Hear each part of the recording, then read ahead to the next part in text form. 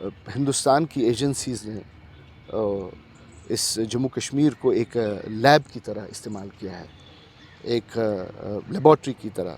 تو وہ ہر سال یا ہر 6 مہینے کے بعد اپنے پینترے بدل رہی ہیں. جماعت کی انٹری اور انجینئر رشید کی انٹری کو کیسے دیکھا؟ انجینئر صاحب اور جماعت کا ملنا، اس میں جماعت کا خسارہ ہے.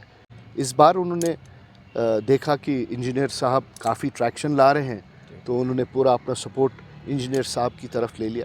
فاروق صاحب نے کل بولا کہ انجینئر رشید بی جے پی کی کریشن ہے. آپ اس سے اتفاق کرتے ہیں؟ نہیں، میں 100% اس سے اتفاق کرتا ہوں. بالکل یہ ہے.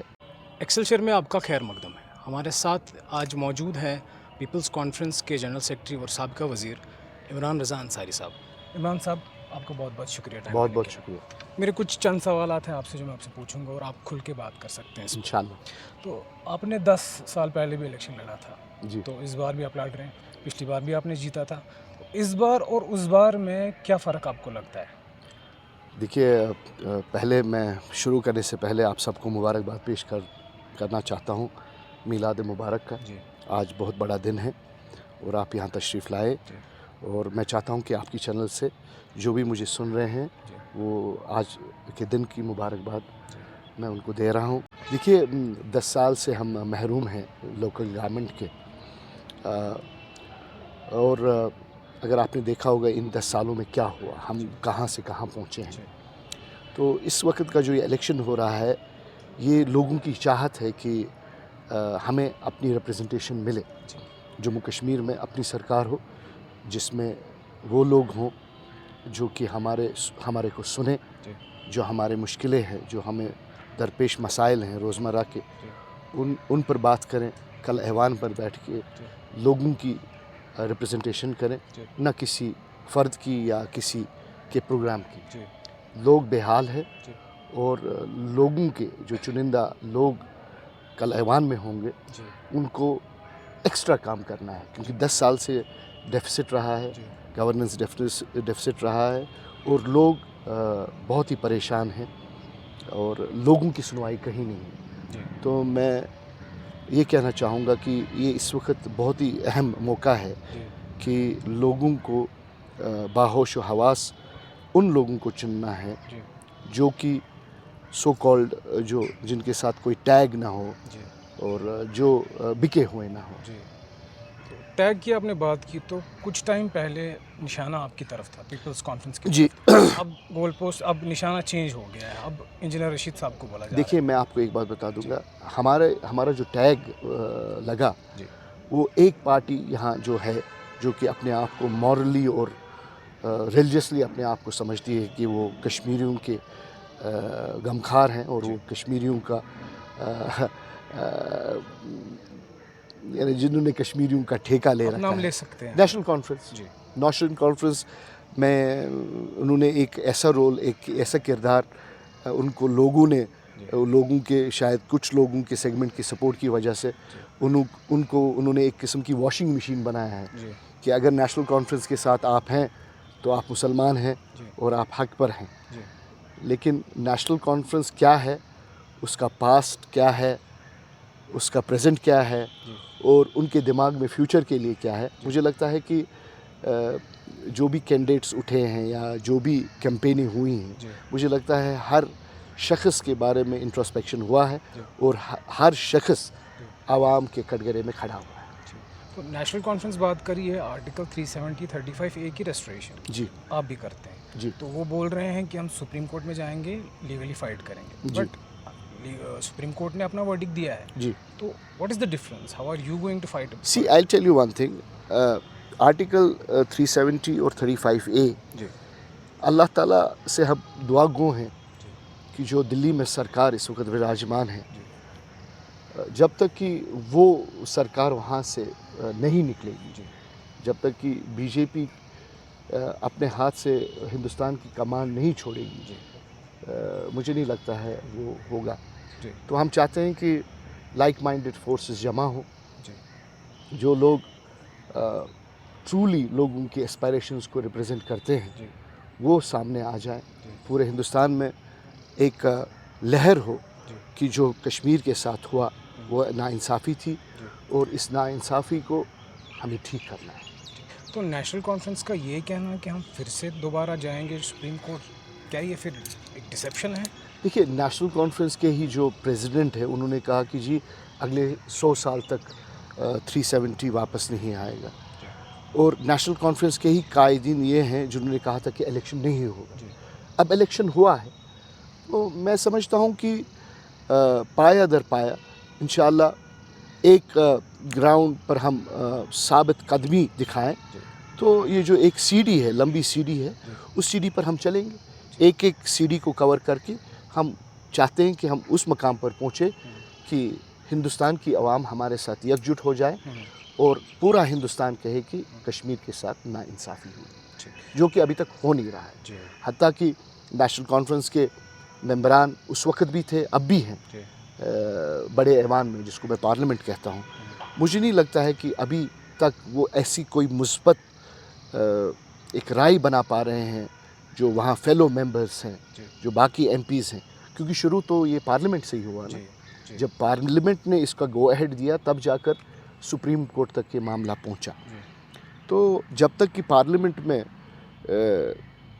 جو پارلیمنٹ ہے، جب تک کہ اس میں لوگوں کو متاثر نہیں کیا جائے، جب تک کہ لوگوں کا دل نہیں جیتا جائے، جب تک کہ لوگوں کو پروز اینڈ کونس کے بارے میں آشنا نہیں کیا جائے، تب تک یہ پاسبل نہیں ہے. لیکن ہم چھوٹی سی کوشش کریں گے، انشاءاللہ اس راہ پر نکلیں گے. تو انصاری صاحب، جماعت کی انٹری اور انجینئر رشید کی انٹری کو کیسے دیکھتے ہیں آپ؟ دیکھیے یہ سوال دونوں طرف سے دیکھیے میں آپ کو ایک بات بتا دوں گا. ایک سیدھی بات ہے کہ میں نے جیسے ابھی بھی کہا ہے کہ ہندوستان کی ایجنسیز نے اس جموں کشمیر کو ایک لیب کی طرح استعمال کیا ہے، ایک لیبارٹری کی طرح. تو وہ ہر سال یا ہر 6 مہینے کے بعد اپنے پینترے بدل رہی ہیں. اس بار انہوں نے دیکھا کہ انجینئر صاحب کافی ٹریکشن لا رہے ہیں تو انہوں نے پورا اپنا سپورٹ انجینئر صاحب کی طرف لے لیا. لیکن میں آپ کو ایک بات بتا دوں گا، جماعت اسلامی ایک ریلیجس تنظیم ہے اور انہوں نے بھی بہت ساری قربانیاں دی ہیں. مجھے جو لگ رہا ہے، یہ ہو سکتا ہے کہ میری بات صحیح نہ ہو، لیکن انجینئر صاحب اور جماعت کا ملنا، اس میں جماعت کا خسارہ ہے.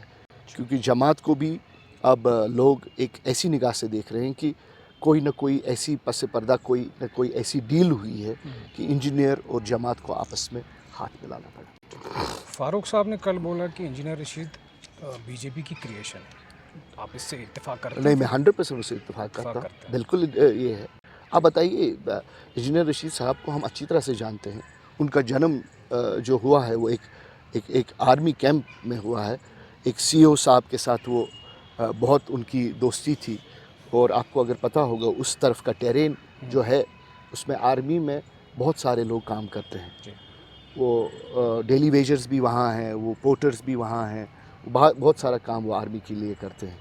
اور آرمی نے ان لوگوں کو انجینئر صاحب کے ساتھ ملایا. اس کے بعد چلتے چلتے چلتے چلتے ان کی دوستیاں بہت سارے پولیس آفیسرز کے ساتھ ہوئی. ان کی دوستی ایک اعلیٰ افسر سے ہوئی جس نے اس کا انٹرسٹ ہمیشہ واچ کیا اور دلی میں اس کو پروموٹ کیا. تو مجھے نہیں لگتا ہے کہ فاروق صاحب کو، ان کو کھل کے بولنا چاہیے تھا. ہی نوز ایوری تھنگ کہ وہ کون آفیسرز ہیں جو دلی میں اس کو پروموٹ کر رہے ہیں یا جنہوں نے اس کو پروموٹ کیا. اور یہ آپ دیکھ سکتے ہیں کہ انجینئر صاحب کی رہائی جو کہ کچھ دن پہلے الیکشنز کے ہوئی، اور اس رہائی میں یہ بھی لکھا ہے کہ 2 تاریخ کو ان کو واپس تہاڑ جیل جانا ہے.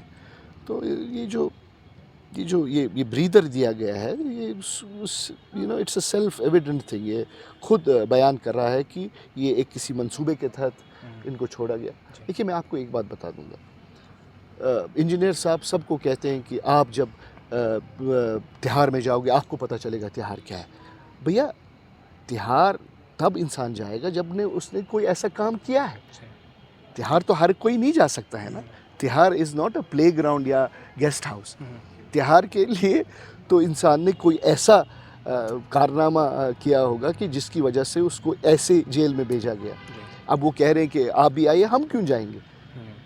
آپ نے ملک کے خلاف کام کیا ہے، آپ نے ایجنسی سے پیسہ لیا ہے جو کہ اس کا رپورٹ ہے جو ٹیرر فنڈنگ کا ہے.